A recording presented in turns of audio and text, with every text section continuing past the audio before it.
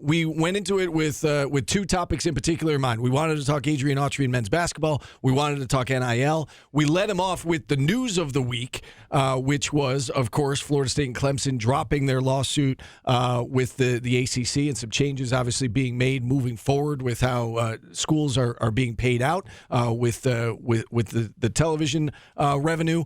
So we'll get his answer on that, and then here is the rest of our interview with John Wildhack.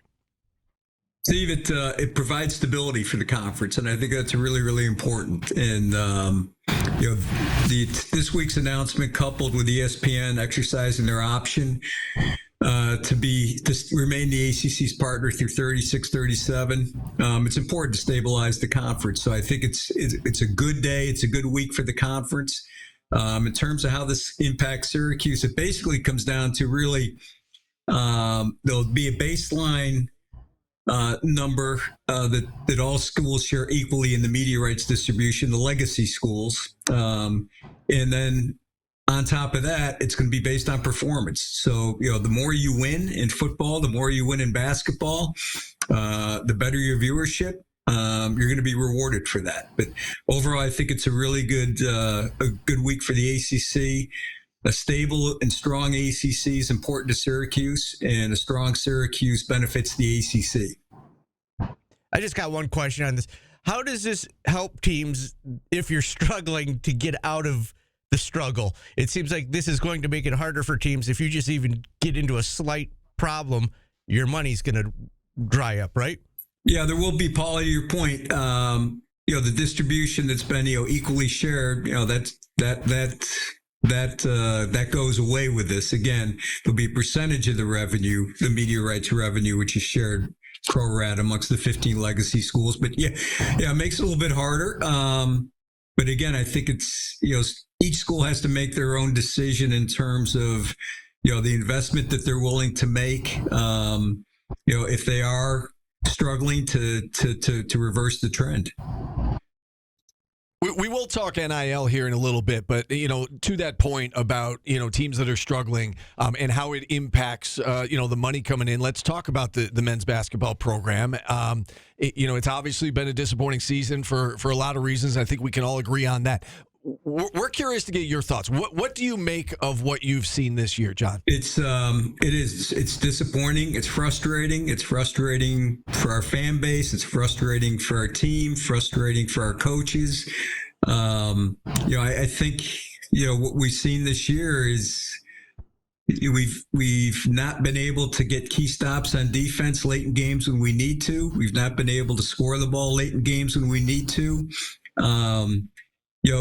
You're not going to shoot the ball great every night, but you can play defense every night. And we haven't done that. So, it's been, again, it's really, really frustrating. And now we've got to fix it. And, Adrian, we've talked about it. He understands, that we need to fix it. We need to fix it now for next year. And we need to get this program back to the standard and to the performance level that we expect is a program that he expects, the staff expects, and our fans expect. All right, you mentioned Adrian Autry.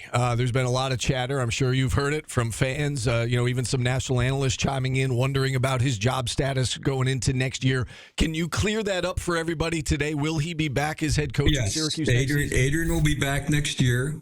But there's also, with that comes, the expectations is, we and I and Adrian, we expect our performance to be significantly better next year. So we've got to fix this. Just to follow up on that, John, will he be asked to make any personnel changes in the offseason, whether it's his staff or roster changes, or is that, or are those decisions completely up to him, or will he be told that he's got to make a change or two? I've never told the coach that you've got to go take somebody and find two sacrificial lambs. I'm not going to do that.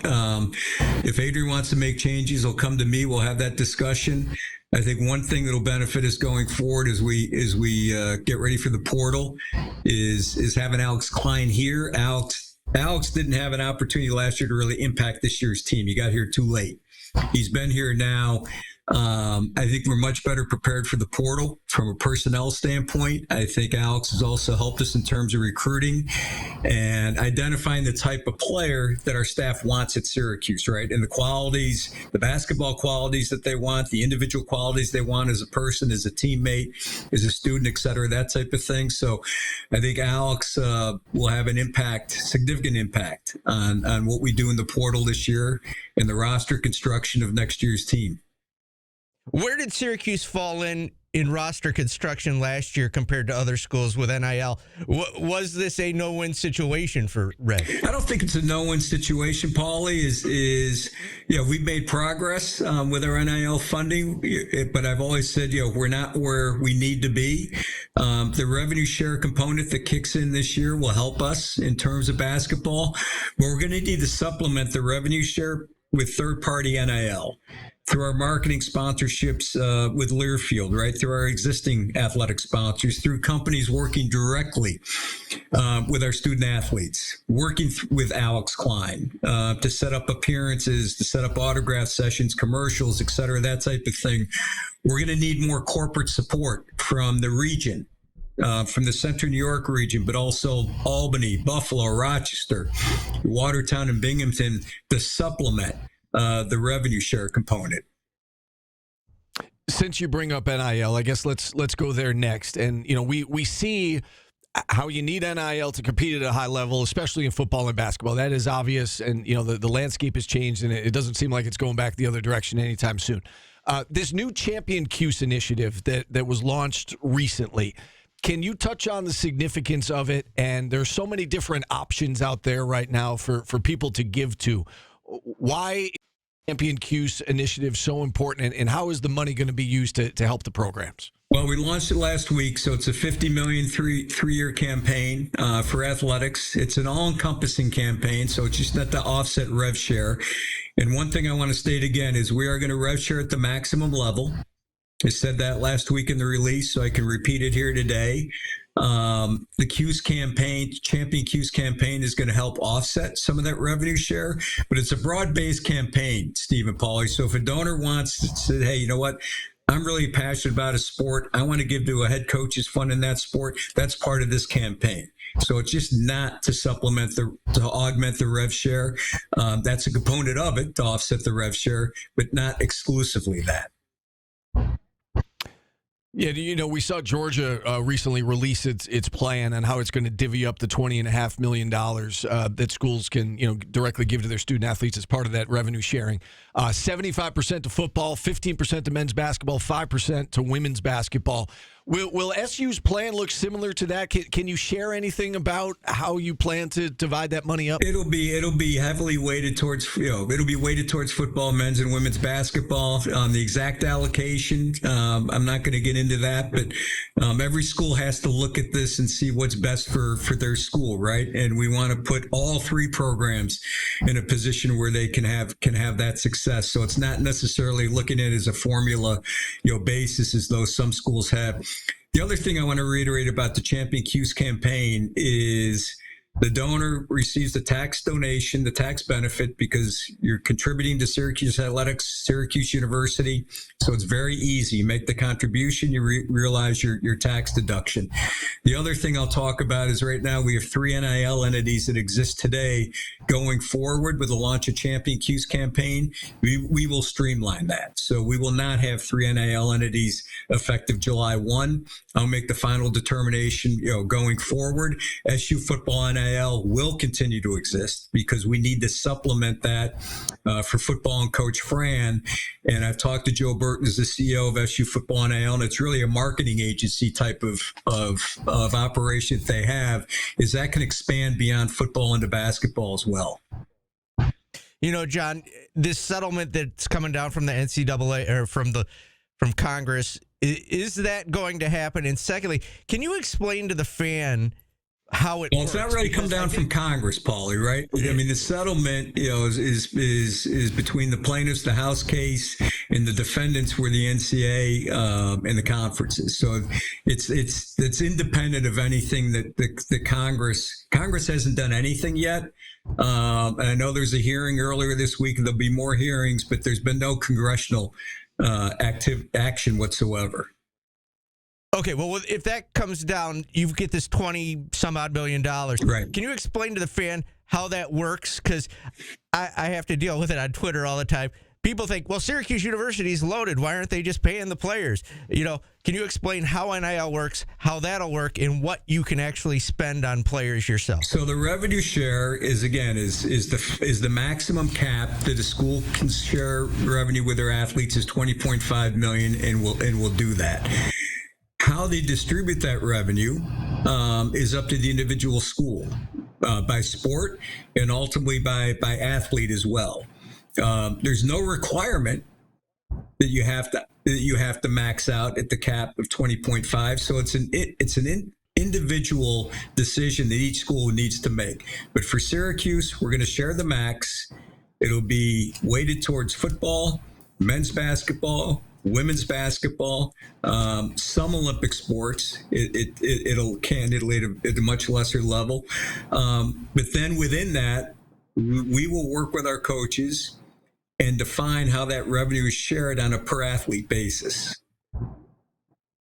How does this help any of the schools that struggled with NIL this year, though? It just sets a floor, right? So, it's basically you've got money, but what really is going to drive the ship is the third party stuff, right? Well, I think, the school needs to make a decision. Are you all in at 20.5? Not every school's going to do that. So first, as you make that decision, we've made that decision. We're going to go all in.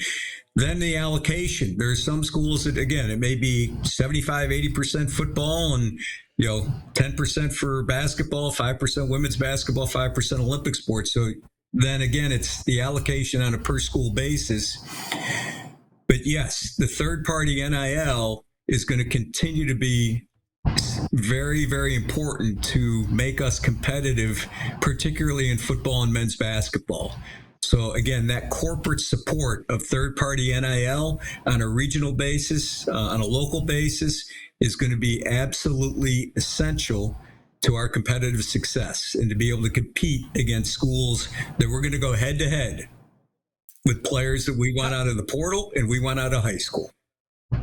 How do you do that, though, in a situation where the SEC schools clearly have an advantage? Like, when you look at the top 20 this year in college basketball, is that strictly NIL what's caused what we're seeing? And how do you keep the prices of players at a level that everybody can afford? Well, you don't, right, in terms of the pricing of players, because it's really, there's no collective bargaining agreement, right? So there is, kind of the only cap is a 20.5. Then what you do with the third party, again, is going to depend how competitive you are. And the SEC, I think a lot of their success this year is driven by, right, their NIL and their third party NIL. So they may have an advantage. We've got to compete. And I think we've got to compete from what we do from a revenue share perspective with the athletes, what we do the third party. But I also think relationships still matter. I think playing time is still critically important. So I've always said it's not that we need to be at the top end of this, but we need to be very, very competitive.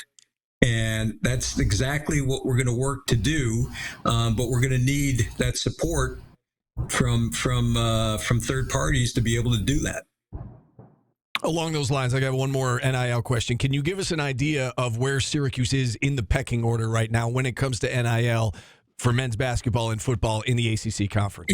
Steve, it's really hard to say, right? Because there is no reporting mechanism. It's all what you hear, right? And what is said, and it's rumor, it's innuendo. I think we're probably around the midpoint, but again, there's no reporting requirement, so it's you really can't put your finger on it. And then lastly from me, John, do you have a message to the fans? Because you've heard the disappointment, the frustration. What do you say to the fans, number one? And how do you re-energize the fan base, especially when it comes to men's and women's basketball? I acknowledge their frustration. I acknowledge their disappointment, and we all share with that. I think with men's basketball, again, we're much better positioned from the portal perspective than we were last year with Alex here. We got a top 10 recruiting class coming in men's basketball, and high school recruiting is still going to be an important component of our men's basketball program. So that, and if we can keep the right players back that we want, we can flip this thing pretty quickly. And the expectations that we have, as I said earlier, is we need to get this program back to the level that our fans expect and that we all expect as well. So we're on the same page, from that perspective. Women, same thing. And I think we're going to make sure that we give Coach Felicia the support that she needs to be successful in the portal and to be competitive. Last year we won 24 games. She was ACC Coach of the Year. We need to get back to that level. I think we can. With basketball, you can flip this quickly. And we need to, particularly with the men's program. Adrian understands that. So to our fans, we all have the same expectation and the same objectives of this program, and that's we want to play meaningful games in March, and we're going to do everything we can to fix it and fix it quickly for next year. John, and to that point, there is a vocal amount of the fans that think that Syracuse University thinks this is okay. I know you can't set what your expectations are, and games in March are important, but can you speak to those fans that think that the university is okay with this? We're not okay with this. Period.